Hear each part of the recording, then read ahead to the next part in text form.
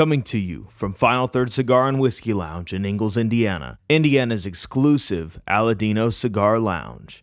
It's Final Third Friday.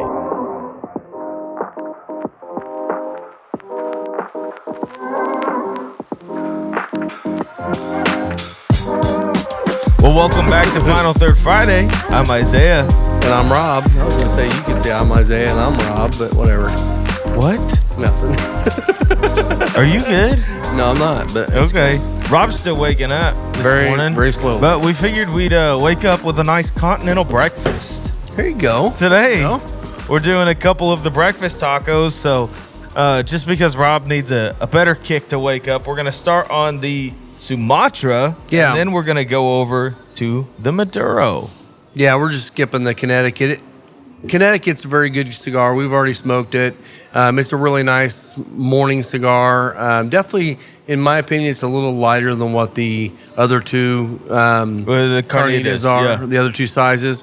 But it's still a nice, mild cigar. But the other two have tons of flavor that we thought would kind of kick us off better today. Yeah, these are fantastic short smokes. I think Noel Rojas was looking to get them around that 30-minute mark as far as smoke. So, yeah. We'll find out. Well, we'll find out. Rob will probably push it to an hour and 40 minutes on one cigar. Probably. Typically how he goes. But, yeah, we'll get these going. I'm using a V cut. Yeah, I think I'm going to. I haven't done a V on this one yet, so I'll go ahead and give her a shot. Has kind of a shallow cap on it. So yeah, and if you can't see them very well, they're these little perfectos. I've already had a couple people say, well, this is kind of the short story that I'm going to go to without short stories now. So yeah, it's a nice little cigar. Oh, yeah. And then today we're pairing that with we're starting off our day with coffee to get woken up because I can't wake up. And we're going to finish off both pairings with the Wild Turkey Rare Breed. Yeah, bourbon. Just a regular cast strength bourbon. Oh, so we're excited. Another thing is, what part of the cigar are we talking about today? I didn't even pull up the notes. Last week we did the light. Let's see, where are we at? We could just talk about some what? Well, we were going to talk about the build of cigars. The build, okay. Yeah. Just the makeup of the cigar. Yeah. Okay. So. All right. So this will be a good one to talk about. So this one we're smoking right now is the Sumatra, and this one is a Sumatra wrapper over Nicaraguan binder and Nicaraguan filler. So the way a cigar is made, you actually start off with a bunch of leaves. Yeah. And they'll keep them to where they're long ways so that they're not like creating a big knot in there, something like that. Some of them, you ever heard the term intubar? That's a Cuban term where they basically create almost like little straws with the tobacco. So you get that constant draw all the way down them, and then they bunch them together, so it's a good draw. Very similar when you bunch them, you're going to keep the tobacco lengthwise. Even when you're using smaller leaves, you're trying to keep that lengthwise so it burns well. And then you bunch that together, and you hold it together and use the binder. A lot of times the binder is not quite the quality of what you want for a wrapper because the wrappers tend to be and by not beautiful. quite the quality, he's talking about physical appearance. Physical appearance and maybe thickness, just because you want the wrap. Well, we'll get to that. So the binder basically is holding the cigar together as they're rolling it, and then you put the wrapper on it, and the wrapper is usually the best looking leaf you're gonna see. A little bit maybe if you see Maduros. Maybe a little bit shinier, a little oilier, a little bit thicker, but that's going to be what is the presentation of the cigar. The cool thing about this, with a really good blender, the binder, a lot of people think, oh, that's just a tool to hold the thing together. Yeah. Or a good blender is going to use that binder as a way to transition the cigar and create more flavor profile. So that's really kind of cool when you get to some of these. And I've been seeing a lot of new cigars coming out lately that are unique. Like I hadn't seen too many Mexican San Andreas binders on cigars. It's only usually the wrapper. Well, I've seen a couple of them come out this year with a Mexican wrapper binder. Yeah. So it is really cool. Other thing is like when we refer to a cigar, the end you light typically is called the foot. The end you cut is called the head. Yep. Other thing is cigars will have different size caps, and that's that leaf that sits right at the head of the cigar. You can kind of see it almost makes a ring around there, and you never want to cut below that cap, because that's really supporting the cigar, as probably your mouth's getting it wet and tries to keep the whole thing together for the entirety of the smoke. Yeah, and believe it or not, the entire cigar is held together by that cap only. When they wrap those things, they're not putting glue all the way on there to hold that on, or the pectin. It's literally the cap holding that last of the wrap together. So if you do cut it below there and it loosens up, it's just going to unravel on you. Yeah. And you're going to hate your smoking experience. Yep. But you really can see the caps, like this one here being a torpedo end kind of thing there. You can't just like sliver off the tip of that. You got to cut it down a little bit to get it open on the draw. Yep. On a regular rounded cigar, all you're really wanting to do is basically sliver off the top of the cap. Mm-hmm. You don't need to cut it deep enough to get it in there. Now, sometimes the cigar will be a little bit tight and you might want to go a little bit deeper, but the goal of the blender and the roller and everything is that you're going to sliver off the cap, and you're not even going to take tobacco underneath it, just to sliver the cap and open it up for the draw. And a well-made cigar is going to do that well. Absolutely. Yeah. Well, let's actually light this thing up so we can get this smoking. Yeah. This one is like I said, it's got that little nipple at the end here, and that thing, it's going to be super, super tight when you first light it up. If you don't cut that off, which I don't. You just want to light that the tip up, and then as it gets to the collar of the cigar, the flavors just open up and it gets really, really nice. These are a great cigar for, like we've got several guys that come in here and they go to, they'll take a break for lunch and come over here. This is a great cigar for that, because they can get a whole cigar in and still get back and forth to work, and it's just kind of a nice way to have a quick break to relax during the day. Yeah. So right off of the light on this Sumatra, there's a lot of that earthy, woody tone on the palate. I'm getting like a cedar even. Yeah. Not much spice on the retrohale, but the way, because I've already had some coffee. I'm getting some spice on the retrohale. Okay. I'm getting red pepper spice on the retrohale. It's fleeting. It's like right in the beginning, and then it just kind of fades. Yeah, I gotcha. But the interesting thing is, after drinking the coffee and having that still sitting on my palate, there's almost a marshmallowy thing happening. On the cigar? No, just on my palate after smoking the cigar. It kind of reminds me of like like it's super powdery marshmallow, like just that light sweetness, and like the super candied sweet marshmallow you get in the cereal type thing, or yeah, probably closer to that. Yeah, but just that sweetness from the coffee's lingering through the smoke. I guess that's what we're saying. It's a dry sweetness. It's almost like a toasted sweetness. Yeah. So, I'm trying to think if there's anything really else on the makeup of the cigar. Okay, here's a little thing that I will say, and you'll see this in some of the old school smoking like signage and stuff, where they're trying to teach you how to smoke a cigar. Mm-hmm. They'll tell you to smoke it down to the band and then let it sit. That is such a waste, and it's totally wrong, because if that cigar is good, the best part of that cigar may be once you get that band peeled off. And honestly, that's the whole reason why Final Third is the name Final Thirds, because when you get a great cigar, that last third can be the best part. And when you find one like that, you go back to it over and over and over. And that's just kind of a waste. And I can't believe how many people believe that's how you do it. Yeah. It's really interesting, the things that especially older cigar culture hold dearly. And maybe that was something that in cheaper made cigars, or maybe factory line made cigars, they needed that because the band was holding it together rather than the cap at that time. Very true. That very well could be the case. I don't know. I don't agree with it. Well, there's a sign in our bathroom that says that, and you have Sharpied over that. I Sharpied over it, said that's a myth. But seriously, the cigar's done when you are. And all that we ask is just let it die peacefully in the ashtray. It's not going to catch your ashtray on fire. I promise you. So I've got I'm not going to call names out this time. I usually do, but I'm not going to. Okay. But I am going to say, if you do a podcast and you own a shop, don't be a dick. Oh, everybody knows who you're talking about. Okay, good. Okay, good. No, it's not who. Do you know who I'm talking about? I'm not talking about the boys up northeast. Oh, okay. I'm talking about out west. I don't know who you're talking about.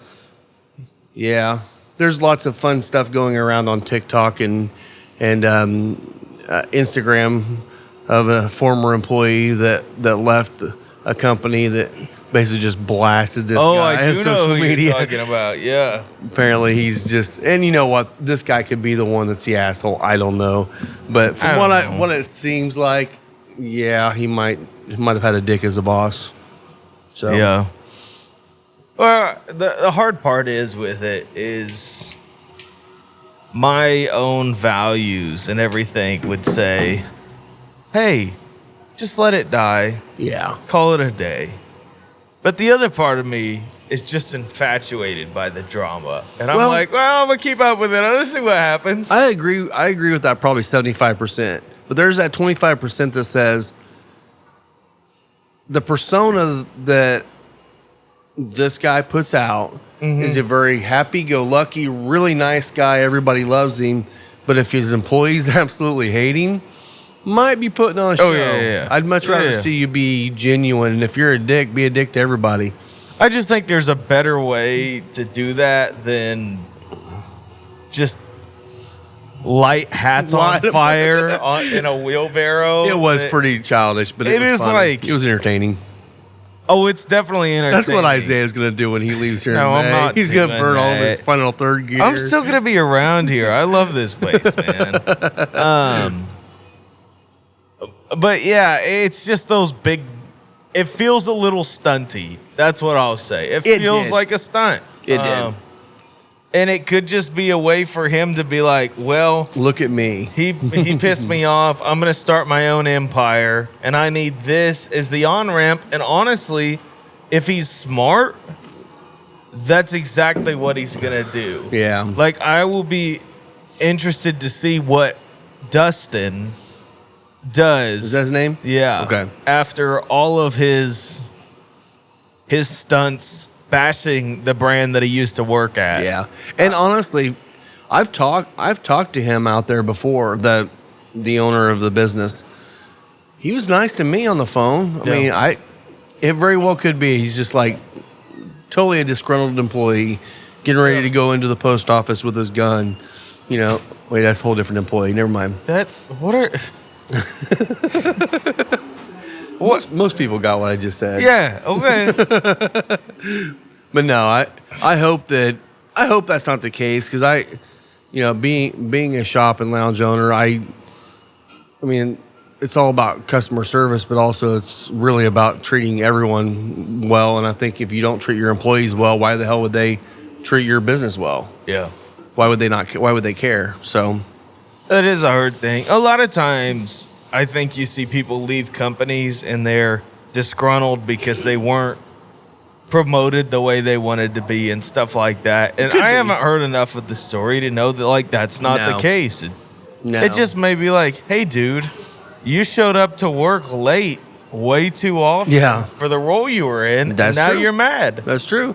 So it'll be fun to see over the next week.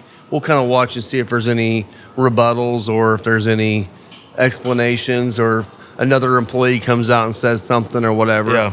But honestly, it's their shop. It is their shop. I shouldn't care. No. But I was just meaning, in general in life, just don't be a dick. That's it. That's a life lesson. It's a lesson it takes people years to learn.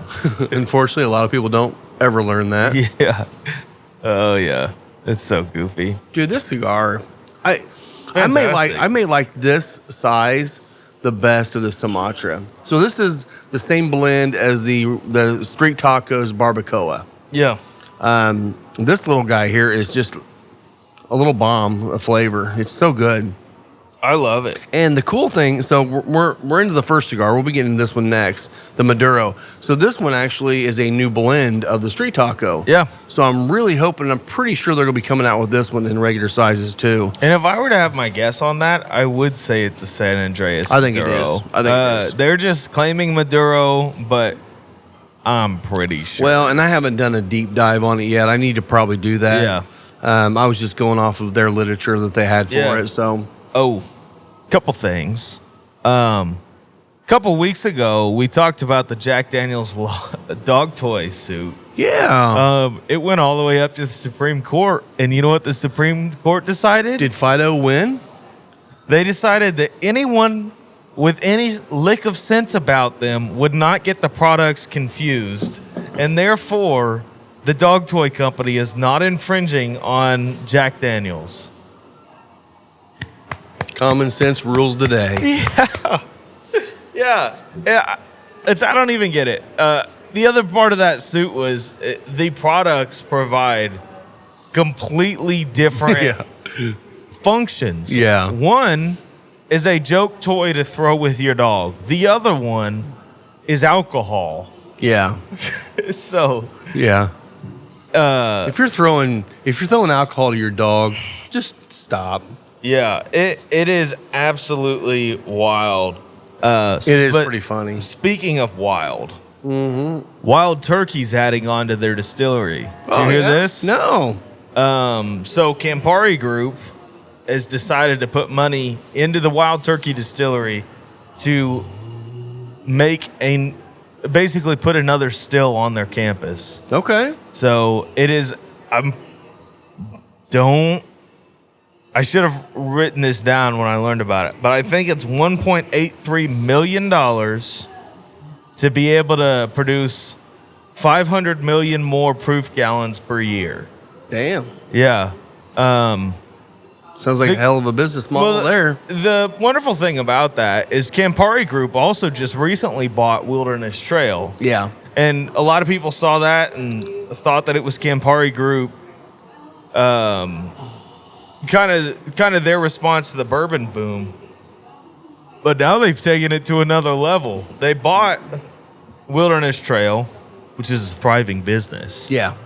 And now they're adding on at Wild Turkey. So what does that say for the bourbon boom? And I'll tell you, I mean, if you think about it, with Wild Turkey, over the last 10 years, they've gone from being what people said, oh, Wild Turkey 101, whatever, I'll have that since there's nothing else to drink. Yeah. To now, they have, over the last at least 5 years, they've got a massive following of people that love turkey juice. Yeah. And I mean, people that literally that is their favorite, and they'll go after everything they can turkey. That's a huge change from what turkey used to be. Yeah. Turkey used to be I want something a little bit better than bean, but I'm not going to spend enough to get, a higher dollar bottle. Mm-hmm. And now it's like people go after it. People love the 101, which has been around forever. And all the Master's Keep stuff, the rare breed, the Castric rare breed. We've had the rare breed rye in here that's so great. It's great. So I'm excited to get into this because I have not had this yet. You haven't had rare breed? Well, I haven't had since we got it on the bar. I can't remember if I've ever had it before. Wow. Because Eric, whenever Eric. cheers with coffee, I guess. Cheers. Coffee cheers for Eric. So Eric Jansen, he is the turkey nut in this region.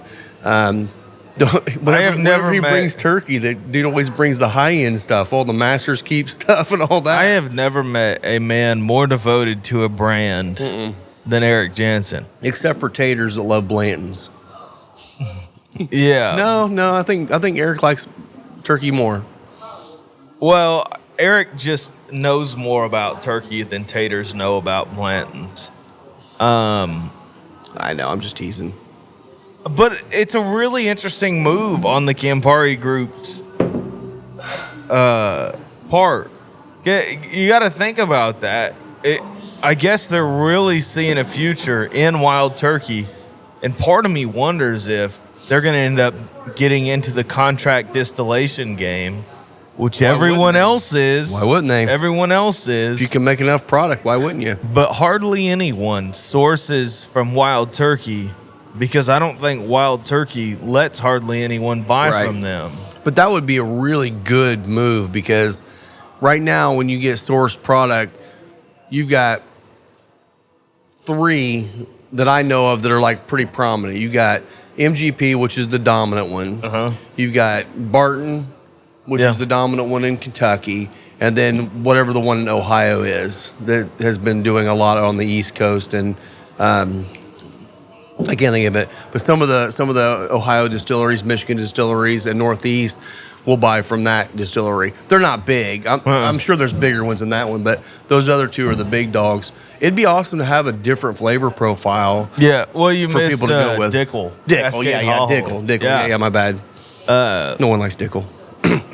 Yeah, you what? do. What? I You know I literally do. I know I do.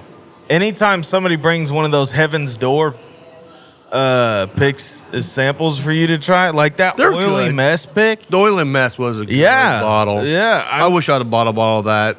I'm telling you what, when George Dickel is on, it's some of my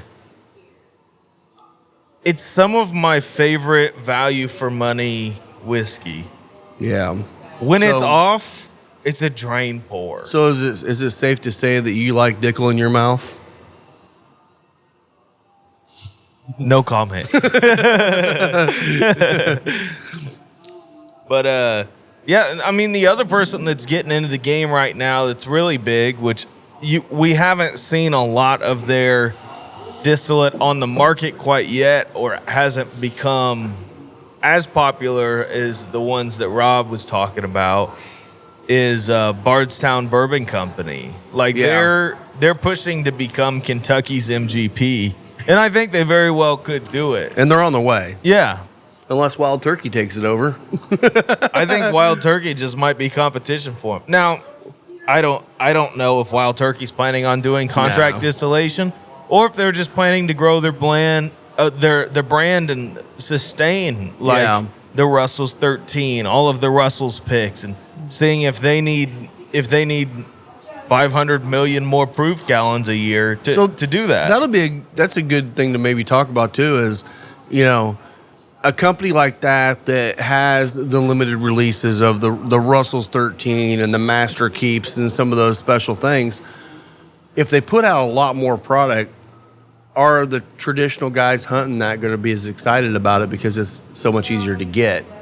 It's like now that Buffalo Trace is starting to pop up at every Meijer in our area, it's staying on the shelves at Meijer in every area because everyone's like, oh, I can get it now. I don't need to buy it now. Yeah. But when it was scarce, people were out there grabbing it. Which, and it was just scarce because of the RNDC to Johnson Brothers Right. shift, which was when if you aren't clued in on this, they recently changed distributors. So there was a 2-month lull there where it was just hard to get because Well, even before that, the whole last year it was hard to get Buffalo Trace on the shelves around here.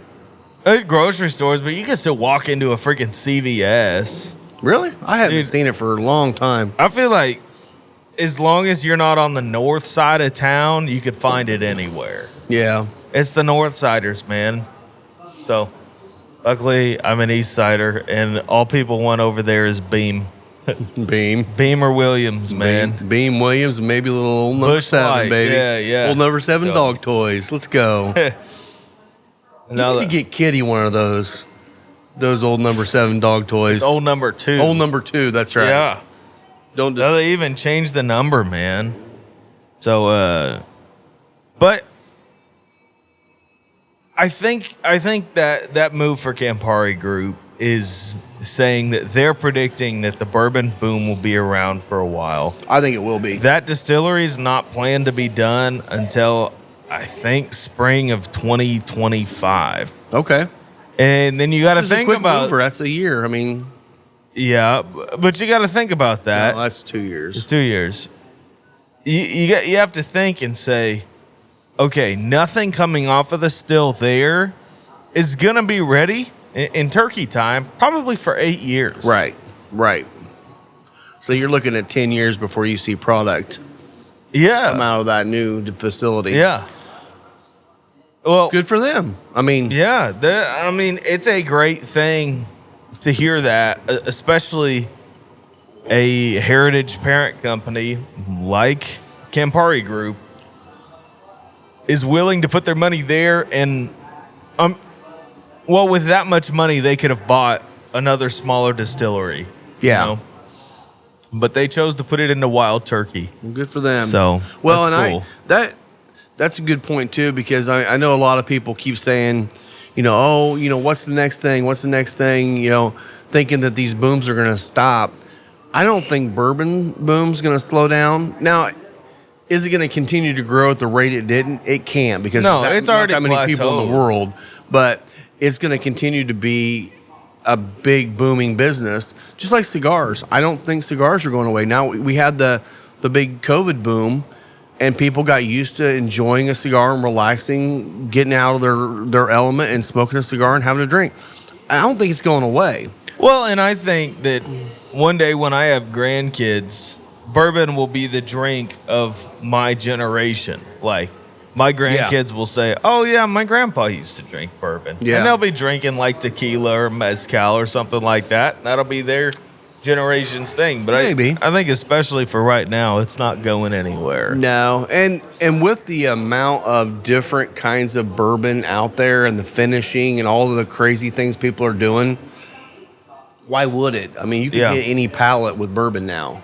Yeah. I mean, if you're a Scotch drinker, there's some bourbons out there that are really kind of a Scotch presence with the sweetness and the lightness. Mm-hmm. So you can really hit anything. I mean, we had I can't remember what bourbon it was. There was a bourbon we had up here that even had that green apple-y Irish note. I don't.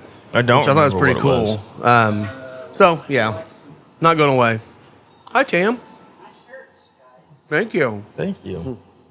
Yeah. So Tam just called out our shirts. Yeah. So this is a company called 7 Strong Brand, and they make these awesome shirts. We're going to be getting some made up here for the shop here eventually, hopefully this summer. Super nice, comfy shirt. He called it what did you call it earlier? Yeah, I think yours is called the Old Fashioned. Mine's the Old Fashioned. Yours has just got bourbon glasses all over it. All over it, yeah. We're going to get some custom ones made up. But we're excited to say that these guys are coming on as our first full sponsor. Yeah. So they're going to be a sponsor in the show, and we're going to have them get us some information on how they want us to promote their brand. It fits our model here perfectly because we love to support small brands and local brands. Absolutely. And they're local. They're they have 7 people that are the group that actually are running the company. Yeah. And they're all over the nation. Yeah. But we've got a local guy here. He comes in here. He's part of the Bourbon Club, but he lives, I don't know, half hour away from here or something like that. Not too far. And he came in here. We've been talking, and now they're going to be a sponsor for us. So seriously, it's going to be awesome. This is an extremely comfortable shirt. It is. It's not a cheap shirt, but it's a very high-end shirt. Yeah, I mean, I got to think. I used to work at a tennis court in college, and we'd sell shirts like this all the time. Like, perfect shirt for a summer day, or really nice any stuff. time. But I could think like golfers would love stuff like this. This is a nice quality shirt even for work. I mean, yeah, you can wear this to work. I mean, I'm wearing it to work. I'm wearing it to work. So yeah. Now you're probably not gonna wear that to your other work. Probably not. But no. Yeah, no. I think these, at least the short sleeve ones, I think they're running that $55 to $60 range. Yeah. Which is not bad for a high quality shirt. Especially this one. I mean, I've already washed it a couple of times. It looks and it feels exactly the same, no shrinkage at all. Yeah. It's got that little bit of stretch to it, so if you got a little bit of a belly like we do, Yeah. it kind of fits you nice. Oh yeah. Super comfortable, super flowy. Gotta love it. Oh, that one's hot. Yeah, Tam wants one now, so we'll have to get her one. But yeah, so these guys will be coming on. So next week we should have some information maybe to talk more about their brand. But again, it's going to be a brand we're going to have here. We'll get the website out there to you so you can see where you can order them. You can look it up because they have other ones, not just whiskey related. They've got all kinds of different shirts. They got summer shirts. You got light blues, and it's cool. You're going to enjoy it. Yeah, and I was looking at their website, and it looks like if you're a brand and you're listening to this, you can reach out to them and have them design apparel for your brand. Yeah. So if you want they do more like streetwear stuff rather than just like strict merch like what we've got. Where Yeah. this is just like, I can wear this wherever. Yeah. I'm you know, it's like a little bit more dressy, a little bit less than just a casual t-shirt. So Right. if you're looking for an apparel line for your cigar shop, anything like that, that'd be a great place to start. Yeah. I mean, and if you see this before we get them on the, get the website and all the information out there, reach out to me and we'll let you know where you can get a hold of them. Yeah. But we're going to be getting some made up. Now, one thing you'll notice on this one here is like there's bottles that like, oh, look, that looks like Maker's Mark. But it says 7 Strong on it because you don't want to infringe on any kind of right. So if you're looking to put like a bottle of Jim Beam on you're not going to get that. That's an infringement. But they can put all kinds of different things on there. We're going to get some probably cigars on there, different things. There you go.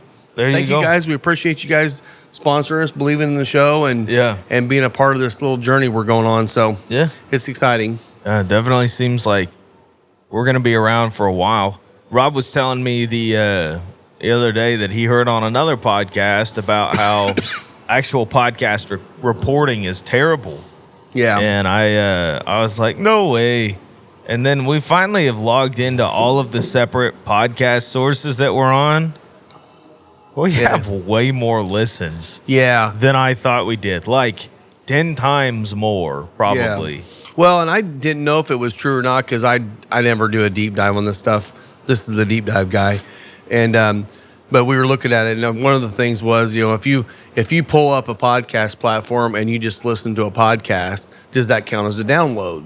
And apparently it does not. It doesn't. There's a difference between downloading your podcast and listening to them. Usually that's more offline if you're traveling or whatever. Yeah. But there's two different views there. So we were looking at it as downloads. We're like, podcast isn't anywhere near YouTube, which is still not.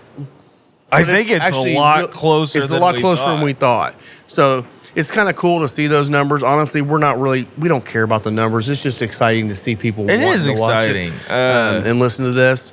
And I mean, like this week again, it was so exciting to have. We had a guy drive down here. Which, if you're listening to this, thank you for coming and supporting us. You made Rob's week. Oh, man, it was awesome. Yeah. He came down from Logansport. Him and his wife came down from Logansport. We hung out. He's a truck driver, listens to this all the time, and said he loves the show. He started smoking cigars. He walks out with a few boxes of cigars and heads back up to Logansport. If you don't know where Logansport is, it's a 2-hour drive from here probably? I don't know. At least an hour and a half, if not 2-hour drive from here. And he came down specifically because he'd listened to the show and he's getting into cigars and wanted to learn more. And the dude's awesome. So shout out to you, buddy. Shout out to you, man. Cheers. Cheers. Coffee again. We need to get whiskey. Hit us up on one of the platforms or text Rob on Instagram or whatever.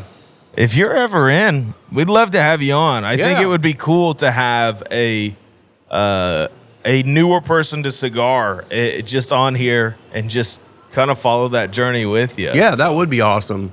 Yeah, and I know your travel schedule is a little bit different than the norm because you're driving a truck quite a bit. Yeah. But next time you're in, let us know. Saturday noon, show up. We'll figure it out. Yeah, absolutely. So I need to get in some whiskey because coffee's waking me up, but I need some whiskey. Okay. So about to switch over to the rare breed. This is 116.8 proof. Thank you. Oh, fresh cork. Thing was ready to go. That's good. Thank you. I'm not going to switch over to whiskey quite yet. I'm still working on this coffee. I'm going to finish the coffee I am quickly. loving this breakfast tacos Sumatra, man. Me too. It's I don't know. I'll tell you this. I love these little sizes. I do too. And this one starts out a lot easier to smoke than the Maduro. It's not. To me, it doesn't look like as closed of a foot as the Maduro had, or as tapered. Yeah, it may not have been. I mean, this one definitely opened up faster for sure. I like small cigars because I can't keep them lit in here very easily because, getting around, getting busy, working, talking, going to the humidor. Well, and these things are flavor bombs. But these are, and I mean, we've got several Coronas in the humidor. Actually, quite a few now with all the Black Label, Black Works, and Dissonant stuff. Well, and the Vespers from All Saints. Yeah. The Corona we got a Corona in the Classic from Aladino. We've got the 601 Green Corona, the Coronas from the Rojas line. So I like them because, they're lower cost. They're usually a lot lower cost. So you can smoke 2 of them and have 2 different cigars in the time you'd be smoking one longer one. You're paying about the same money. Yeah. And I just like having more variety in my day. And honestly, if you're going to sit there and do the Continental breakfast experience brought to you by Rojas, that is not a bad time. No. Like just running. Should have had some donuts. Are you just hungry? I don't know. You don't know. I don't know. He really doesn't know. Uh-oh, Kevin's showing up. Cheers to Kevin. Cheers to Kevin, man. Kevin's one of our regulars. He comes in here quite a bit. Got his convertible top down because it's a beautiful day in Indiana right now. It's a wonderful day. It's 79 degrees today, sunny. This weather right now. Yeah, yesterday on my way in here, I was smoking a cigar, and it is really nice just smoking in the car, like on a drive when the weather's great, and just a wonderful and relaxing experience, and it just feels a lot more leisurely than it even is. Yeah. So. Well, and speaking of smoking in a car, yeah. By the time this one airs, we will have already done this. But next Monday, a crew of us are heading down to Heaven Hill. Absolutely. We were asked if we wanted to do a barrel pick of an Elijah Craig barrel proof. A really last-minute barrel pick. Oh, yeah. I mean, literally, we're 4 days since we were asked, and we're doing it next week. And so we are super stoked about that. Yeah. I love Heaven Hill products. I love the barrel proof Elijah Craig. Yeah. And we get to pick one. So we're going to be having that here. I think he said it's probably a good 2 to 3 months before we'll get it. Yeah. Maybe a little longer depending on how quick it goes through the distributor. Yeah. But it's going to be one that's coming sometime this summer. We are super excited. I mean, I can't wait. But we're going to be smoking cigars all the way down there. You got to prep your palate. Well, I mean, on any other barrel pick, I'd say don't do that. We're picking a whiskey for the shop. We're going to prep our palate with cigars. And that's one thing I will say. If you're a shop and you also happen to have a lounge where you can do barrel picks, whenever you're doing a barrel pick, always take cigars on your barrel pick, because your goal, or at least our goal here, is always that it's going to pair well with cigars. So every barrel pick we've ever done was specifically picked for pairing with cigars. Yeah. We're going to be smoking cigars down there. I mean, I'm hoping they give us a little bit to sit outside and smoke a cigar with it after we get done picking, just to play around with it and see how it is. Yeah. We'll see if they do. I mean, they're a little bit bigger dogs than what we played with before. They're big dogs. But we're excited about that. That's going to be a fun one to have. That may be our last 2 barrel picks of the year, unless we find a small one to throw in here, because we got that one, then we got French Lick coming. Dude. It'll be a late fall. We're going to be picked out. Well, so we'll have 5 barrel picks. I've got another little thought here for maybe like the end of the year. Okay. Now that Wood Hat's in Indiana, think about maybe doing a short barrel Wood Hat pick for the end of the year for like the winter blend. We could do it. We could do one of theirs, because I mean they're Rubenesque and the Bloody Butcher.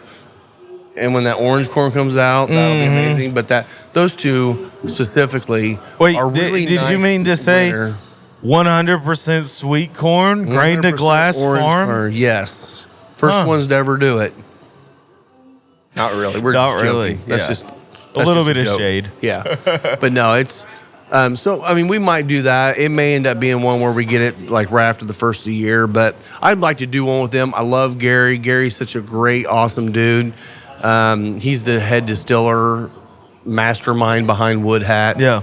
totally shocked that people in Indiana want to drink his whiskey, but it's amazing. It's Why wouldn't we? fantastic. Yeah. So that would be one I want to do down the road. I mean, there's so many great ones out there that it's hard to turn down some of these, but we're gonna be definitely getting some good stuff coming up this year. Other thing is on that Elijah Craig barrel proof pick, just keep posted because we'll have a camera down with us and we'll hopefully be making a more vlog style video out of it. So hopefully take you guys on a little bit of the experience with us, kind of see what it's like. It'll just be a YouTube video. Yeah. It won't be anything to really release to the podcast platforms. You're talking about a massive operation. Yeah. It's going to be a little different than the picks we've been on, where we're walking through the rick houses and drilling barrels and figuring out what we want. They're going to have the stuff prepped for us. I mean, this literally could be 15 minutes at the distillery. I don't know yet. We're going to find out. I'm excited to see what their process is on it. And I love Heaven Hill, so it's going to be great. It will be great. Yeah, definitely looking forward to it. We got a great crew. Actually, when this posts, if you hear this, ask us about it, because by that time we've already been through it and we can nerd out a little bit more about it. So. Yeah. I've never picked with any of the big six, which is like your Brown Foremans, your Heaven Hill, your Beam. So I'm really excited to be able to do that and just kind of have that experience. Everything I've picked previously has been craft distilleries, and which is awesome. Oh, and my blast. Which I know a lot of people that have been on picks at places like Starlight, and then they're disappointed when they go on like a Buffalo Trace barrel pick because it's not the same hospitality and experience. Yeah.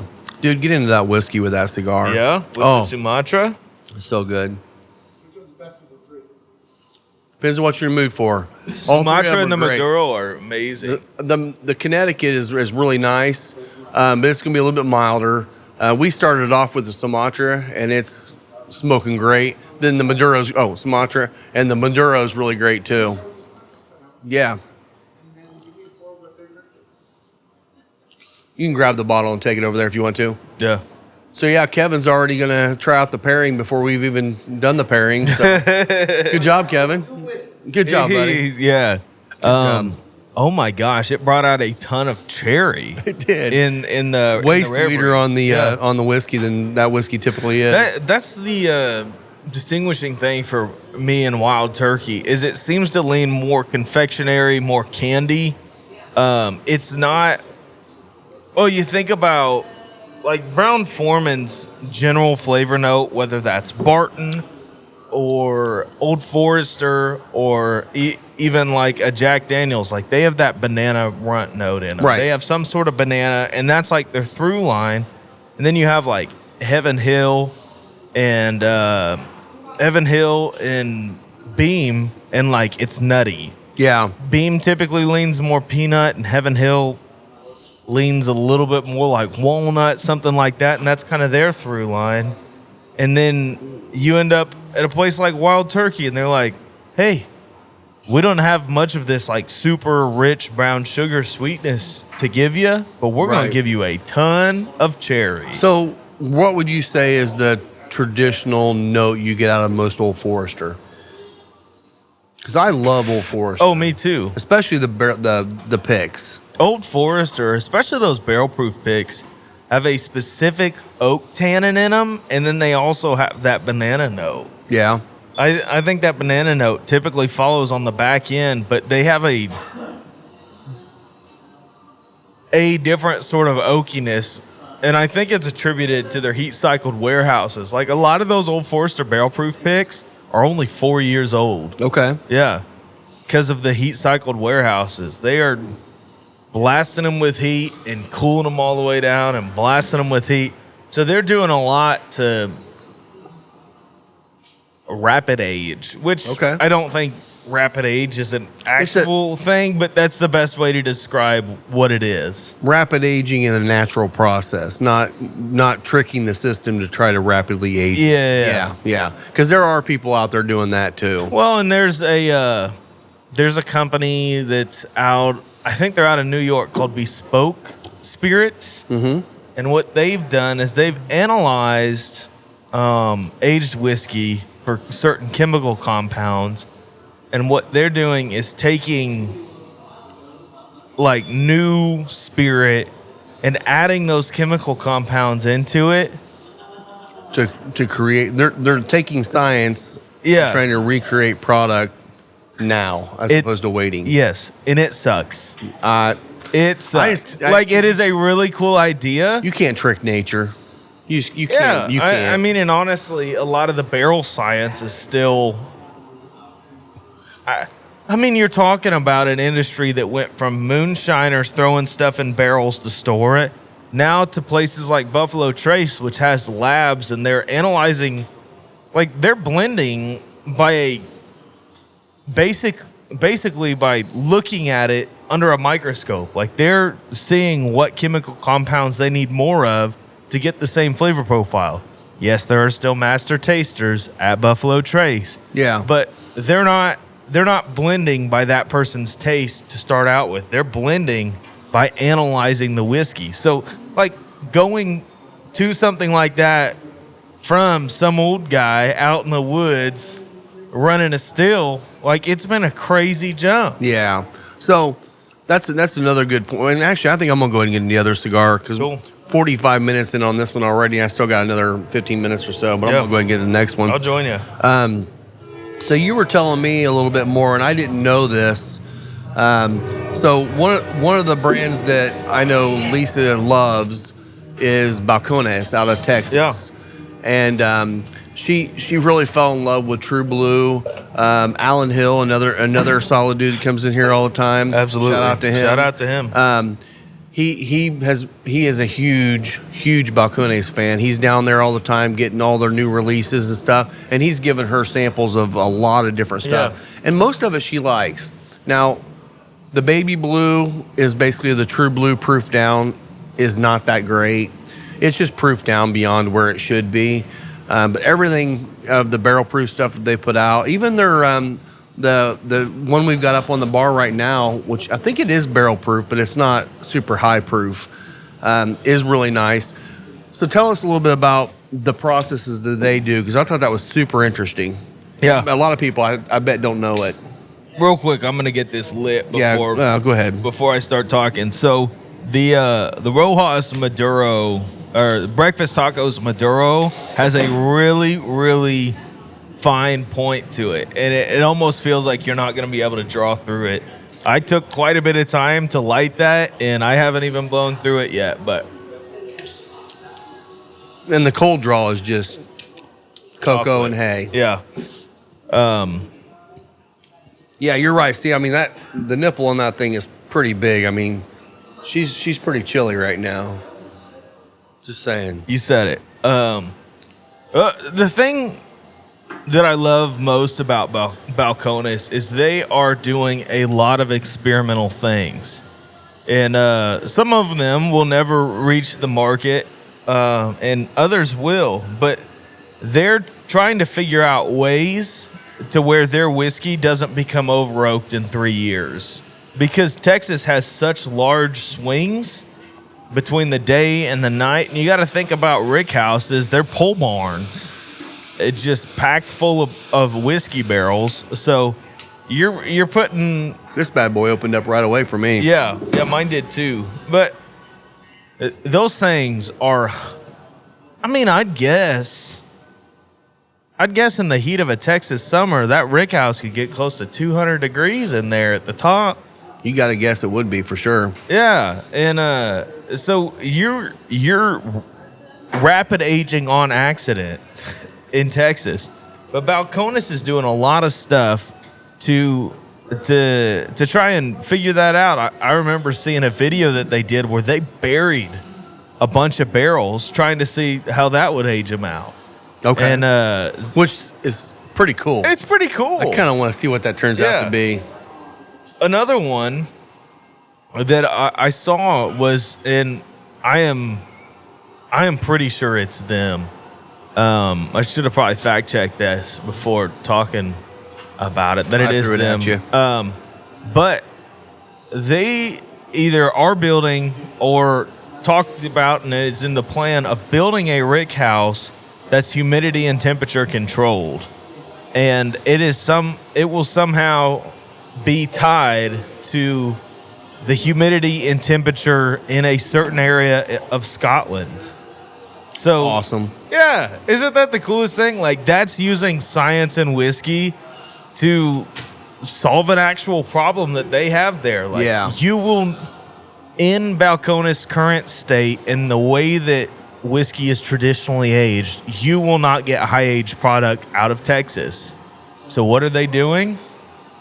Trying to figure out ways to solve that. Yeah, fix the climate so they're able to do it.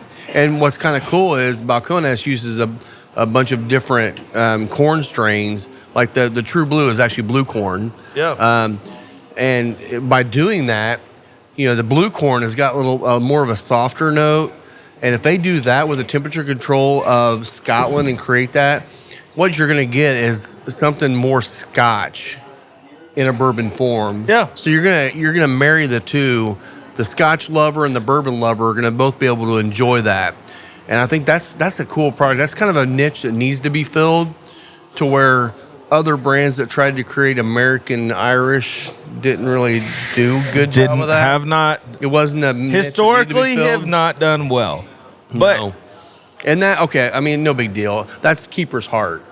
Keeper's Heart, they hired the master distiller from Jameson, which could not have been cheap. no. I mean, that dude moved from Ireland to Minnesota. That's a jump. And he's, they're doing some great stuff. I'm just waiting for them to come out with something that's going to hit the palates of America. Because the American that likes Irish whiskey likes it because it's lower proof and it's green apple. I don't see people saying, you know what, I want an Irish whiskey that's got leanings of an American whiskey, a little, and in that same low proof. I'm like, I don't know if people are asking for that. yeah. We'll see. Maybe they'll boom this year and do great. But we tried it; it wasn't that good. Well, and To us, right now they're also working with a lot of sourced products. So when they are able to put their stuff that is of age out on the market, I think it's going to be a different story for them. and honestly, it has to be. That dude knows what he's doing. He knows what he's So doing. it's not like he's And back to brand like new to how this. much they paid him. Can you imagine leaving a master distiller's position at one of the world's largest distillery brands and best well known? Yeah. I mean, Jameson is probably one of the highest, if not the highest, known Irish whiskey in the world. I mean, there are think- other ones I that think are you better. could totally say that. I mean, you got, Redbreast and Proper and Sexton and Powers. All those are really good. Redbreast has got a big name. I mean, Jameson hits everybody. I mean, you can buy a bottle of Jameson, $15? You can also get some of the higher end stuff for $50, $60, $70. So Their it's- higher end stuff. well, is not really the good. higher yeah, end yeah, stuff. But like some of their finished stuff, like they did an Irish whiskey finished in stout barrels. Yeah. That was absolutely delicious. Great. Hard to find for a while, but it was good. Now The Jameson IPA one- coffee sucked. the IPA one sucked. Well, and here's the deal. That was during they did that during the IPA craze. Right. They saw a trend and followed it, and I appreciate the experimentation. Heck yeah. Because a lot of heritage brands like your Jack Daniels, really up until this year did not do anything about the changing taste or the boom. Well, and just this past year, Jack Daniels has released their regular bonded product. They released triple mash. Now they've released barrel proof rise as single barrel. Yeah. Jack Daniels this year released a 10 and 12 year They're product. stepping their game up for sure. And people love Jack Daniels except for Old Number 7 and Gentleman Jack. And bourbon nerds love everything but those two things from them. And that's not to say they're bad products. If Right. you like them, more power to you. It does not hit my palate the way that it once did. Well, we had a couple come in yesterday. and she loves Gentleman Jack. That was her favorite thing. She asked if we had it. I'm like, no, we've got these other Jack products. She, I don't know. I'm like, have you tried the triple mash? No. I'm like, okay, so I got her a glass of that, and she's like, that is awesome. I love that. And that's coming from someone that does love the Gentleman Jack and the number 7. Yeah. So it's kind of exciting seeing what they're doing. I mean, it absolutely is. And honestly, they had to. Otherwise, they were going to be left in the dust. Because, for the longest time, only thing people were looking for was Coy Hill or the barrel proof single barrels. That's all they were looking for. No one was looking for the other stuff. They put these out, and all of a sudden, now you can't. You can now, but for the longest time, you couldn't find triple mash or the bonded on the shelves anywhere. And the other thing that they did that was really smart is they put them out at an accessible price point. Yeah, $40 a bottle. Yeah, 40, 45 is what you'll see that bonded and the triple mash for. And you know what? For the products that those are, that price point's hard to beat. Oh yeah, I'll always have one of those triple mash bottles on my bar. It's wonderful. It's just wonderful. A really good pour, and it's not expensive. The other thing about it is in a cocktail scenario, I think it could work as a rye in your cocktails, and it could also work as a bourbon in your cocktails, just because it has that dark sweetness to it. But it has enough of that gingerbready quality from the rye that's in the mash bill that it's a workhorse. Well, and the triple mashing is their rye mash, their American which mash, is a single malt, and then their Tennessee. The Tennessee. So you're blending those three to create the profile. So you're right, it does fit multiple cocktails. I mean, it definitely fits an old fashioned. It's going to hit the rye guy and the bourbon guy for an old fashioned. So yeah, and before anyone wants to start anything, Jack Daniel's Tennessee whiskey is a bourbon. It is. It is. Yes. They don't call it bourbon because they wanted to distinguish themselves. Good for them. Good for them. Yeah. But it follows all the rules of bourbon. It does. Well, that's another thing onto a brand like Balcones. They could make a bourbon, but they would rather claim Texas whiskey. Yeah. The Texas distilleries made a push, I think it was last year, to have that as a legal designation because they're just trying to legitimize what's done there, and they're also trying to own their backyard. Yeah. And there are some great distilleries in Texas that are growing and growing. You were talking about Still Austin. Yeah. I'm anxious to see what Crowded Barrel does. Yeah. Is it called Crowded? Yeah, Crowded Barrel. That's the boys that do the cigar vault and the whiskey vault and the whiskey Whiskey Tribe. Yeah, they do the YouTube. Awesome. If you haven't watched their videos, watch them. They taste through a crap ton of whiskey, and you can go on their channel and you can search a certain whiskey. They've probably tried it on the show and talked about it. Yeah. And they have really great palates. They do. Rex and Daniel. They are the shout out to Rex and Daniel. Shout out to them because they're listening to this. Well, everything that they've done for U.S. whiskey, especially in the YouTube space, they're the original. They are, and honestly, I mean they're really good about telling some history, and they're a couple of goofy guys, and they're fun. They're really cool guys, but they're the first crowdsourced distillery in the world. So they actually literally crowdsourced all the funds to create Crowded Barrel. That's kind of cool. And the other part of that crowdsourcing is they don't make anything that their Patreon group has not weighed in on. Right. They are not in it for an empire. They're in it for the experimentation and also just for making good whiskey that people want. And I don't think Crowded Barrel in its current iteration will ever be a giant name brand, but I don't think they intend for it to be. No. I mean, honestly, their main focus is the school. So they're actually a school where you can go and get your sommelier certification in whiskey.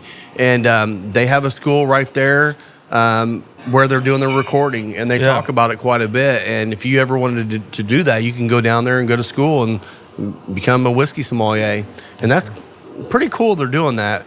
But it was really cool to see them say, hey, we're nerds. Let's do this. And they're doing their own, and they're killing it so far. Lenore, I think, is the name of that one I was talking about yesterday. Eleanor, that's it. Yep. That was their first one I think they released out, but that might have been sourced.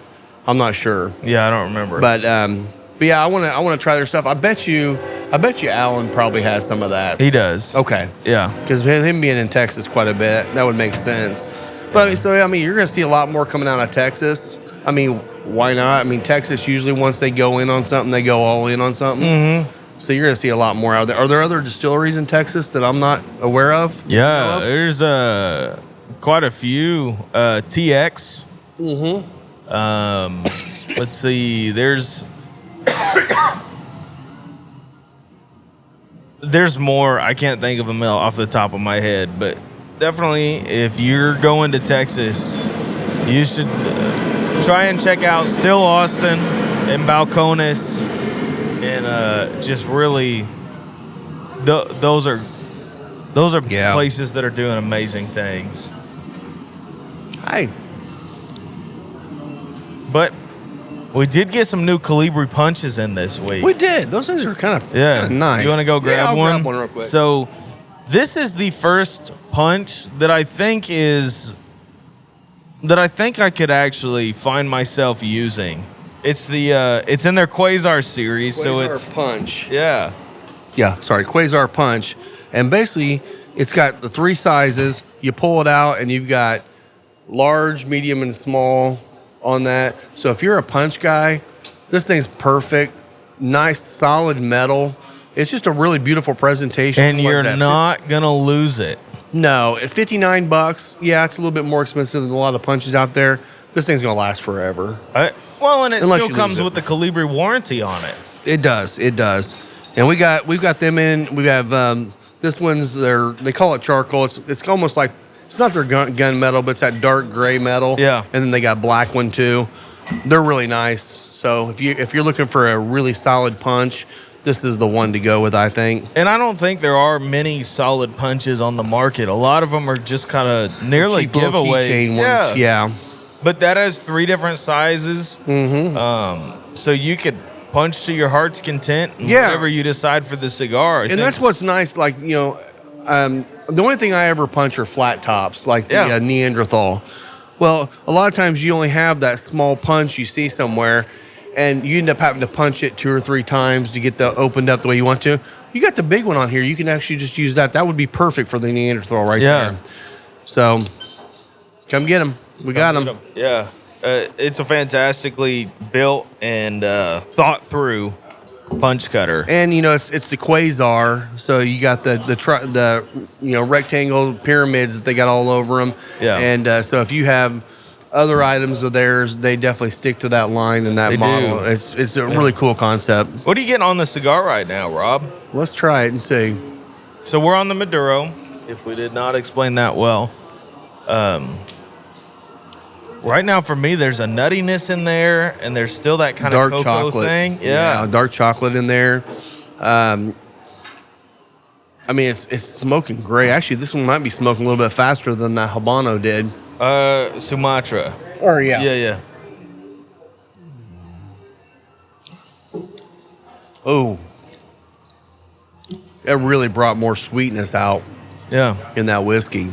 It actually kind of ticked up the heat in it a little bit on the tongue. Yeah. Which I'm glad. What's the proof on that one? Do you remember? 116.8. Okay. So it brought it to almost more of a medicinal cherry. It reminds me more of a typical maraschino than something darker and like a Luxardo. And there's still that almost cocoa thing hanging on your palate from the cigar, but it almost reminds, it's not full on chocolate covered cherry. It's almost like you ate Cocoa Puffs before eating maraschino cherry. I could definitely see that for sure. Really nice combo. The it has that similar effect that we had last week on the just making your mouth water. Yeah. And there are cigars out there that dry my palate, and I'm not a huge fan of that. This one here just makes your mouth water. Yeah, and there's some red pepper on the retrohale for sure. just a little bit of heat, enough to keep you interested. Yeah. Yeah, super nice cigar, man. I can't wait till they come out with this one in multiple sizes. So Rojas, let us know, because we'll be in on that for sure. Yeah, and it's definitely different than the Statements. Yeah. This one's definitely leaning more toward, well, the Statements. It's a Connecticut broadleaf. For this, I'm pretty sure is San Andreas. It has this, so. And also the bands slide right off because of that nice taper design, so that makes it a lot easier to get the band off.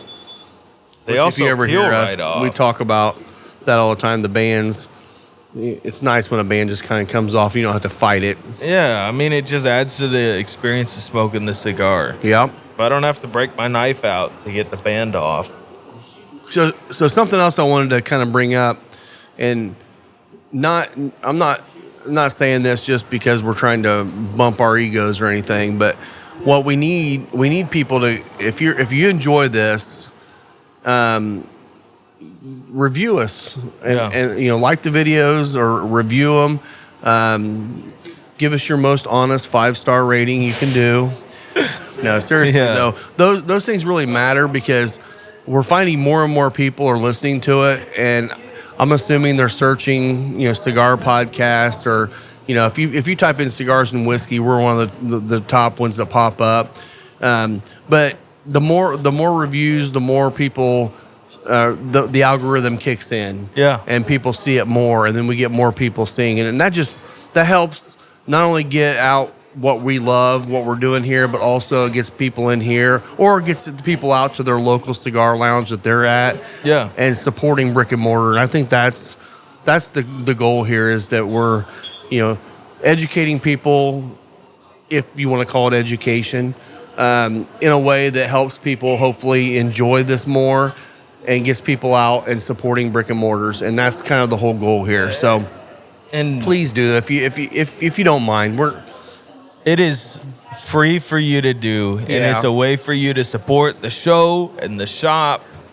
And I mean, it's growing, but you just leaving a review on whatever platform or liking the YouTube video will help it grow even more. Yeah. And it's absolutely free to you. Yeah. But you think about the people that have come in because of this, and it's kind of nuts. It is nuts. Rob and I started doing this just because we had a segment on another show, and we didn't really think much about it. We were just like, oh yeah, we'll do this. Could be a fun thing. And then our regulars started talking about it, and then we had other people come in, and it's like, now we have a sponsor. Yeah. That's kind of cool. It is cool. Honestly, we're not going to get to the point where we have so many sponsors. We have a big commercial break and stuff. No, that's not what this is about. The one nice thing about having sponsors, and we say it, it's nice to have a few bucks coming in that will help us keep our equipment up to date, allow us to maybe take trips to different places and do some on-site videos. Yeah. Like he's taking his new fancy schmancy camera with him down to Heaven Hill. He's going to do some video down there. I took the GoPro down to Honduras, which I still got to do that video. Yeah, I know. And, we're going to be doing more and more of that on-site stuff, just because, I mean, I don't know, I'd say probably 90% of the people that love whiskey and cigars never get to actually go and see a farm or go see a distillery, or on the inside version of it. Well, and interviewing some of these people, I think it's just going to be a lot of fun for us, but also it'd be really educational for people to see. I mean, just like when we get Alan Bishop on the show, that's going to be amazing, because that guy's got so much knowledge about the industry and what he's doing and where he came from and the area of southern Indiana and northern Kentucky that he's from. It's a way for you guys to actually meet these people without actually having to drive there to meet and so them. much more than promoting our shop or promoting their brand. What we want to do is let you experience the stories, because we meet a lot of really cool people, and it just brings your appreciation for the art of both cigars and whiskey up so much. And when you see somebody passionate about it, and I'm a firm believer that if you're not learning something new every day, you're dead. Yeah. Like, So it's just a way for us to continually be diving deeper into these industries, and hopefully we can bring you further into it with us as we continue to learn, as we continue on these experiences like barrel picks or like going to a farm. Right. We're hoping to share that with you because they are fantastic experiences. Now, it'd be cool to eventually get a bunch of people there in person. Mm-hmm. But some people's schedules just don't allow for that. And, you might see a video and be like, that's cool that they did that. I'd never be interested in that. Right. But you'd never know any other way. Mm-hmm. So. Yeah. No, it's been a lot of fun. One of the best things is, I mean, whiskey's not that detailed, I guess, if you want to say that. It's literally distilling grains in water, and you're fermenting it and you're aging it. Yeah. But everyone's story and everyone's process is a little different. Yeah. And it's cool to see people nerd out on their gift and what they're doing and realize there's so many different ways. I mean, just like cigars, there's so many different blends you can make out of leaves. And it's so cool to hear people talk about their experience and what they know, because everyone has a different avenue, even though they're all on the same path. They all have a different avenue, how they got there, their story behind it, the family, whatever. And it's fun to hear them talk about that because you see the love of what they're doing. This isn't a job for most of them. This is a passion. And that's what I love seeing, is people passionate about what they're doing. Because I did a job for a long time. It was a job. It was a fine job. Yeah. Made good money. This is a passion for us now, for me. So it's fun to hear people talk about that. Definitely is. But we're hopeful to continue to bring you guys content like that. And, as long as we're around, we're going to do that for sure. Yeah. And I know you've heard us talk about Isaiah. He's not going to be working here after May. He's still going to be here a lot. And I'm still doing the show. And the show is going to continue just like we're doing now. That's something that it's funny because I went to him. I'm like, I hope this doesn't mean you're going to stop being on the show. And he's like, I was getting ready to ask you, is it okay if I'm still on the show? So we both were on the same page, which was awesome.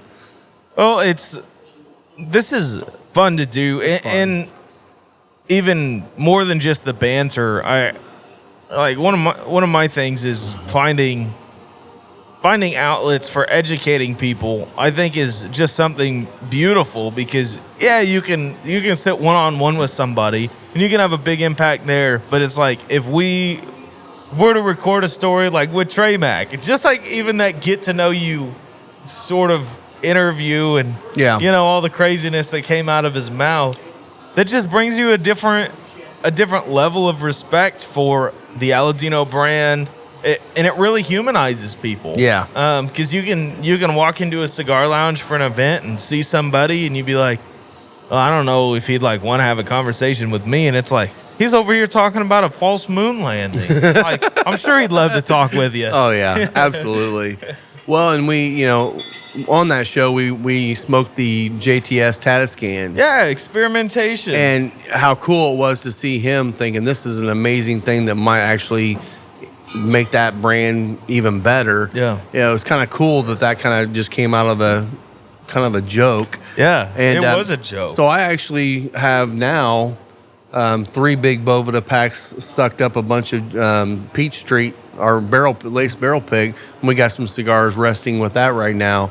So we're going to see if it translates to multiple whiskeys, and if it turns out to be a cool thing to do, we might do that with more of our barrel picks down the road, where if you want to buy a pick and a cigar that's been aged with that a little bit, it could be kind of fun. It could be cool. They may not pair well together. We'll find out. We will find out. We'll find out probably here in another week or so. For science. Exactly. It's all about science. It's all about science. But I don't know. That's kind of one of the things I've been doing this year is just like trying to live by the just try stuff. Yeah. Like it's not going to hurt you. Just try it. Except for Fireball. Fireball, don't do that. Yeah, don't. Well, Fireball just happens. It just happens. It That's does right. just happen. It just happens. Yeah. There's no trying Fireball. Fireball happens. We Fireball's a definitely- mindset. So what we need to do is set up a barrel pick to do a barrel pick of Fireball and send only Scott. Because he's the only one that actually legitimately, I think, likes Fireball that I know. I'm not even going to give him a shout out for that. No. No. No, we're Scott gonna Johnston? drink good whiskey. We need to have him back on the show sometime. Dr. J. Surprised he's not in here yet. I figured he'd come in today. Oh, another shout out. Okay, who we got? Colorado Avalanche, baby. Hey. We won the Central last night. You know what's sad about that? What? We weren't there to experience Oh my gosh, it. we could have been there. Lisa held us back. Lisa, she's over there doing her work on her computer. The old not ball listening and to a word chain. we're saying, man. That old ball and chain I kept was you waiting for chained her up to in around this flip me place. off, but she didn't. So, She didn't. oh, there she is. She She'll- saw us. She'll listen to it after the fact and be like, cut it out. Cut it out. I cannot believe you guys said that. Yeah, Rob and I could have we been. could have been there, but then we'd still be there right now, and that's why she didn't want us to go because we would have been there. We could have recorded this show from there. We could have. Yeah. We could have recorded a show at 8th and Berry with good old Wes Painter, who is one of the best single barrel pickers I Really? have ever known. Yeah. Don't know him. He I used to heard be his the guy at Frugal McDougal in Nashville. Yeah. And now he's over at 8th and Berry, and he's running their single barrel and actually all of their spirits programs. Oh, that's cool. So, actually, if you are in a position like that and would like to be on the show, Oh yeah. we'd love to talk with you. It would be good to get like Steve on the show too. Yeah. From, Yeah, Steve Strabby. He's Yeah. the Indiana small batch. He's it's a local distributor that's growing and bringing more brands into the state. He's the one that's bringing Woodhat in. Yeah. He's the one that brought us to Peach Street. And they're going to be doing more and more of that around the nation. They're working with High West over in Columbus right now, or not High West. High Bank out of Columbus, Ohio. Working on getting them in here at some point too. So yeah. So it's nice because the big dogs, they're not hunting after the smaller distilleries. They only distribute that because that distillery went to them and said, "Hey, can we get our product in with you?" They won't do much for you. It's just going to be a product line. in Real their quick catalog. rundown. Every spirit has to go from distillery to distributor to either on-premise or retail. That's the chain it follows. There are some states that have exceptions where they have direct-to-consumer models, and they are few and far between. Right. So- Well, and then you got states like Kentucky that absolutely makes no sense at all. But a distillery has their own product they can't sell in the gift shop unless it goes to the distributor first, goes to their model, and then comes back to their site. Yeah, they got to sell buy it. it back from the distributor. Makes absolutely no sense. But Kentucky's one of those states. These that do are that. all Prohibition era laws that were put in place for that era that have not been, I would say there's no need for them anymore. Yeah. And honestly, I'm sure that's one of the things the big dogs in Kentucky are fighting hard against. I'm sure. I mean, that's just wasted money. Well, Kentucky had a lot of change last year. They were finally, the state of Kentucky cracked down on them because they weren't supposed to be giving out any free alcohol. And if you've ever been on a barrel pick, technically that's free alcohol. Yeah. So they were cracking down on that and stuff and that sort of deal. So Kentucky's been working towards change, but we'll see it eventually. And they're doing it. They're changing because, I mean, just this year, what was the most recent law that just changed? The resting tax. Yeah, resting barrel tax was. That was a big thing because every year, every distillery in Kentucky had to pay a tax on every barrel that was sitting in a rick house. Yeah. So if you got a 8, 10, 16-year-old whiskey, they pay taxes on that every year, and you wonder why that bottle's $400 or $500. Yeah. Because they have to figure that cost in there. They do. That tax went away. Yeah. Now that the state loses a lot of taxes for other things, so they're going to have to probably figure out a way to make that up other ways. But that's awesome because they're starting to see that bourbon is Kentucky's #1 brand. I mean, it's their #1 thing that they do in Kentucky. So good to see them doing that change because that's definitely going to help the distilleries create more product and not build rick houses in all the states around them. Like Southern Indiana has rick houses for, what do you say, Buffalo Trace? Yeah. Because they were trying to get around that resting tax. Well, I think Kentucky said, well, hey, wait a minute. We don't want you doing on that. our side. Yeah. So good for them on that one. Definitely. I'm assuming that this next one will be going away at some point where they can actually sell product from their own rick house in their tasting room. Well, and Kentucky does have a direct-to-consumer model. I know if you live in Kentucky, you can sign up on Maker's Mark's website to be in their Bottle of the Month club. And the wonderful thing about that is they will send you their limited release products in their Bottle of the Month club just in the mail. And you'll get it before any retailer does. But again, not very many states have that opportunity. No. How's this thing going for you? I love this cigar. It is so good.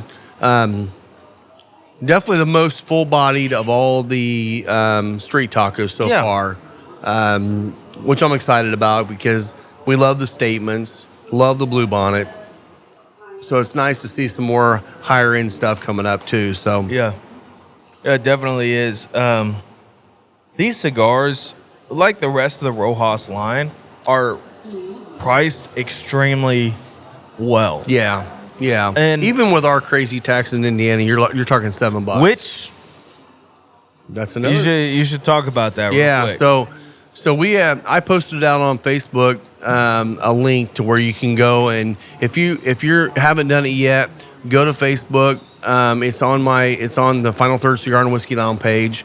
There's a place where you can click, and basically what it's going to do is ask you your name and email, and that's really about it.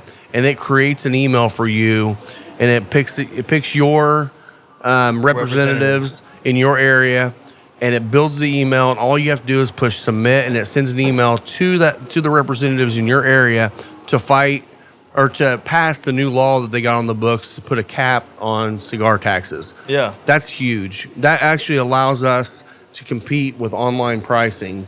Right now, the one that they're putting out is 72-cent cap, which basically changes the price of everything over $4. Yeah. And that's 99% of all premium cigars. So what that does for the state, which the state, I don't understand why they can't look at numbers and realize this, that makes the state more money because they're selling way more of the crap you get at gas stations for the sub $4 range. Yeah. And so that tax is going to go up on your Black and Milds and Backwoods and stuff like that. Mm-hmm. But on everything premium, which is what we promote, it's going to bring them down. Well, if that 72-cent cap goes through, there's also a flyer behind that's 52 cent that could get passed right along with it. And 52 cent, think about that too. With our box discount every day at 10%, now we're at MSRP of online pricing or less. Yeah. And so you're actually able to come in here and feel good about buying it here and not actually searching online to see if you can save a few bucks on it. And you're able to support more brick and mortars and keep places like this open where you can come and enjoy a cigar and a drink and hang out. Yeah.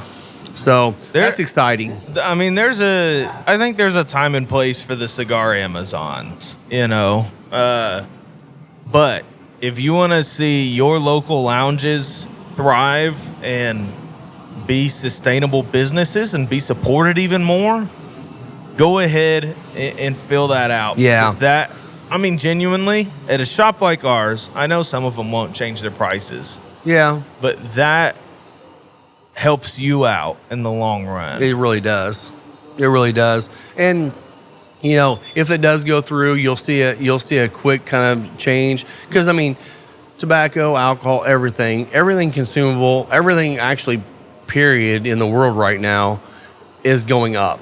Yeah. Shipping costs are more expensive. Labor costs are more expensive. Everything is more expensive now to do. So they're going to naturally, and if you've seen it early on in COVID, no one was really increasing the prices because they didn't know what was going to happen during COVID. Well, they had to after 2 years of no increases, they had to start increasing them. So you're seeing, 5, 10, even some 15% increases in the costs of cigars coming to us. And obviously we have to pass that along because otherwise we're losing money. Yeah. This will actually allow them to keep their increases, but bring the prices down, which is awesome. I'm so excited about that. But we need everyone's help going out there and doing it. Like I said, it's going to ask you your name, your email address, and I think your zip code, and that's it. Yeah. And then it builds everything for you. And all you have to do is push submit, and it sends that email as if it was you creating the email to that rep. So Absolutely. So please do that. It doesn't take but maybe a minute or two. At the most, yeah. And you should probably post that again a couple more times. I will. I'll Get it. I'll pin it to the top of the page so it's there until the bill is passed. I'll pin it to the top of the page. So remind me to do that in a little while. We'll do. So yeah, because it is a really important thing. It for is us to do. Well, it's an important thing to keep places like this open. If you want to go to because we've had a couple of lounges close in our region in the last year, and I hate seeing that happen. Some of them are different reasons or whatever, but you see a lot of cigar shops and cigar lounges that have closed around the country because of taxes. Or lounges that have just had to shift focus and they've brought in stuff like hookah or like the THC products. And, yeah, a lot of cigar guys just don't want to put up with that. No, I mean, that's one, I've seen that happen in Indiana too, where you've got a cigar lounge that's also a hookah lounge. Yeah. I have no problem with hookah. If that's your jam, good for you. Yeah. But most of the time when you see guys wanting to come in and relax in a cigar lounge, they don't want hookah around them. And I would assume vice versa. Yeah. The people wanting hookah. The smells are completely different. They are. It's a different atmosphere. And they really should be two different lounges in that point. So this will allow them hopefully to do more of that, and I'm excited about it. I think it's going to be great. Yeah. I'm getting down into close to the final third now. I am in the final third, if not close to it. Yeah. So let's talk a little bit more about the whiskey, because we really haven't talked a lot about the whiskey. Yeah, it just ran in your mouth the entire time, Rob. Mm-hmm. Come on, man. Coffee woke me up a little bit. That was good. Nice. It is. That was good. nice. I needed to be woken up. Coffee. Got a busy day coming. Typically pretty good about that. Oh, I love going from the whiskey back to the smoke. It just a lot more sweetness on the palate. when it brings in some of that vanilla quality. Yes, that's where I was going. Was vanilla for sure, which is nice because you don't get that when you go back the other direction. The other direction, you're getting more of the cherry and the heat. This way, it doesn't even taste like it's 116 proof going that way. No, it doesn't. Yeah, I'm astonished. Like, I love rare breed, but this both the Sumatra and now the Maduro are great pairings with that rare breed. Really is. The Sumatra brought in it. The Sumatra made the rare breed present as less heat. Yeah, like less proof heat on it, but it also brought more of a dark cherry quality to it. Moving over to the Maduro brought in some of that proof, which we enjoy. Yeah. I love that Kentucky hug all the way down. Oh, yeah. But it also brought the cherry note to more of a medicinal maraschino cherry. Yeah. Yeah, and I don't remember in this without the cigar remembering much of the vanilla out of any of the wild turkey stuff. Yeah. So this is kind of a nice little combo. I will say we didn't smoke the Connecticut. I truly feel like that Connecticut it works with whiskey.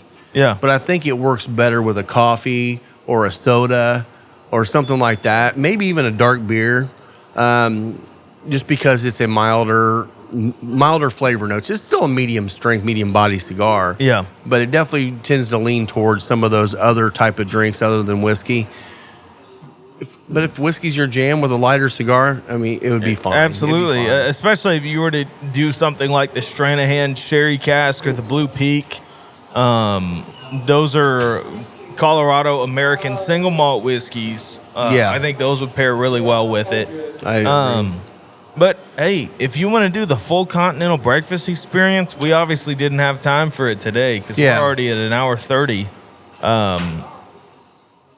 Tag us in a post. We want to see that. If you got like 2 hours and 10, 2 hours and 20 minutes, do it. Yeah. I do not think you'll be disappointed, and that will be the best way to get your day going that you've ever had. Oh, yeah. Like I will say, I love a good Connecticut in the morning with my coffee.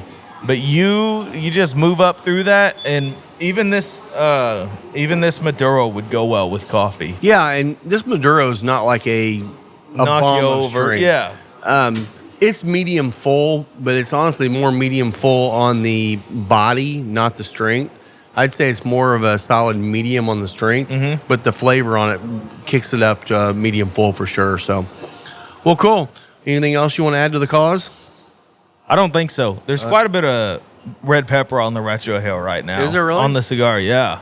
It's I mean, of course, we're in the final third, so it's definitely ticking up in strength.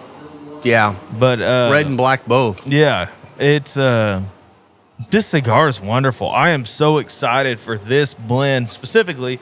Now, the other two blends have already existed in their line, so Yeah. this one is brand new for me from Rojas. Yeah, I'm really excited to see what else comes in this Maduro blend because Yeah. I think it's going to be amazing. well, and I think Rojas is definitely one of the brands over the last year that has just been killing it. And I think they're going to continue to grow their brand. Obviously, the street tacos in general have been a really nice addition to their entire line. I see them doing a lot. I'm definitely going to be working on getting a Rojas. Hopefully, we can get Noel up here and do an event with them later this year.